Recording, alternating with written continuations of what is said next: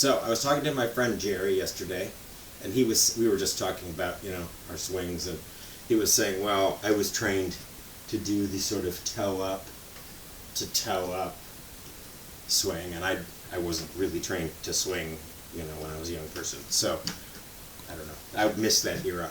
But what I do think is, well, first of all, I think the idea that there's these radically different swings is not really true. They're just subtly different. So people say, oh no, not toe up. You have to have your face, square to your spine angle. Well, that's only, 15 degrees off of toe up. So almost toe up to maybe your idea is you're holding here. But the reality is that's very unusual to not actually release the club. So if you look at almost all good players, it hasn't really changed in forever. Almost everybody looks like this coming into the ball. They release the club, good players, release the club this way through the ball. Now it can happen at they can go out that way, which I personally think that's not so good, because that's like a big flippy motion through the ball, and I think it's better to be moving, sort of releasing continuously. But here's what else I'll say. So it's a little bit of an illusion that rotation is even happening with the club, right? So you go from toe up to toe up. Well, I must have gone 180 degrees. Well, really mostly just your body has gone from here to here.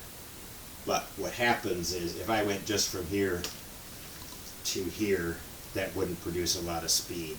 So what's happening in a golf swing is that that's delayed, that releases, and then you're to there. So you save this angle till your hands get almost to level, and then you go. So I think that's a big misunderstanding for just conceptually for a lot of golfers, because of this idea that we hinge this way and we think this is the mechanism of speed, and it's really not. The mechanism of speed is actually this direction. So you hinge up, but then you get rid of that sort of early on, and then you go this way. So get rid of that, release that way, not this way, more this way. So that's one thing. So then I thought, well, okay, let me go back. So my own swing, I tend to prefer passive hands. So I'm not deliberately doing anything with my arms. I'm just tossing it up, letting it drop, rotating through. It's really almost all just holding on with the left arm and then rotating at the right time. So I'll show you, I'll go back and show you what my swing is like. So I'm not likely to give up that motion for one that's totally different. But I don't think that's necessarily how everybody has different motions. And I know if you read Ben Hogan's book, he believed that when you got here, then you really fired the right hand through the ball. So he had a motion that was a lot like mine, but then added this boom through the ball. So I thought, well, I don't know if I'll adopt it, because it's one added element of complication that may be beyond my ability to manage well, but I don't know. So I thought, well, how would I work on training that? So this would be set up for hand action, like an active hand action training, if that's what you want to pursue. So set it to the lowest possible setting. And what active hand action sort of is really is just the right hand passing the left, right? You can't, if you don't have a stable, the right hand can't do anything unless the left is a break and the right hand is a push against it. So the feeling you want to get is to get just like you would almost impact and then through with the right hand.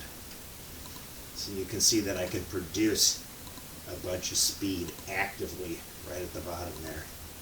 And otherwise, I'm not doing very much. So I'm just working on that little move, and it's just experimental for me, but especially for, I think some people do not, your body just does not want to get to a passive arm idea. And so a passive arm idea really works if you do it 100%. But a mostly passive arm idea and then adding something to it doesn't work very well at all. So if you don't want to go toward a more 100% passive arm, then I think you actually have better control if you're really actively doing something through the ball, because then you're getting a kind of feedback from your hand that feels like that's controlling the club face instead of what I'm doing, which is controlling the club face like this. You could also feel like you're controlling it with a active throwing motion. So I'm going to do a little bit of that here, and we'll see what it feels like. It's just really an active boom with my right hand here. Let's see what it's like. Not bad. I kind of like it. Feels very aggressive. It's not, I mean, that's pretty good. It's got a 7-iron. It's obviously a very partial swing with a lot of activity at the bottom, and just mostly the right hand is producing the speed.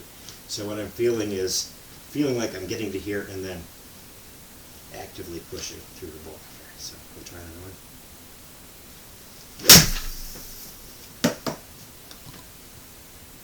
Again, so what's interesting is, you know, there's these theories, what's going to hit the ball straight, what's not. This obviously hits the ball pretty straight, at least for me. So always experiment for yourself.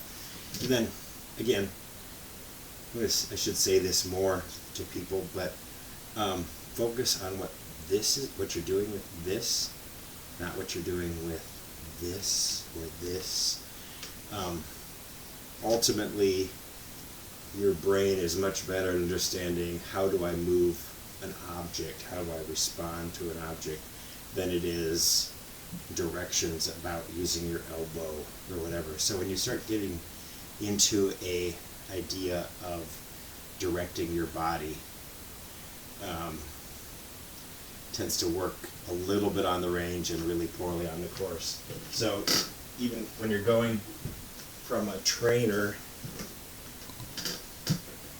this is giving you a lot of mass to work with, and you can see what's happening, but you're focusing on pushing this through like that. So you're getting a feeling, and that's different. I'm getting a feeling of what my swing is going to be from this, and then I want to translate that feeling, not what is my arm doing, just the feeling of whipping that through, and even visually seeing this as the trainer still. So imagining this as the trainer, whipping it through there.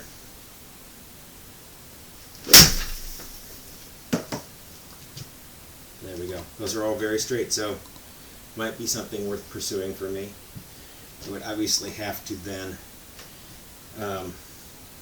learn how to get it into a more full swing. So that would be, I think, kind of like Ben Hogan, do all this, then a very active right arm. Let's try one here. Not bad. Little wandered off, but not too bad. And distance-wise, normal for me, 163 7-iron. So give it a try. It's just a different thing. Some people, I think, respond better to having more active impact. Some people, I think, will respond better to how I normally swing, which is just toss it up, rotate through. So we'll show you one of those again.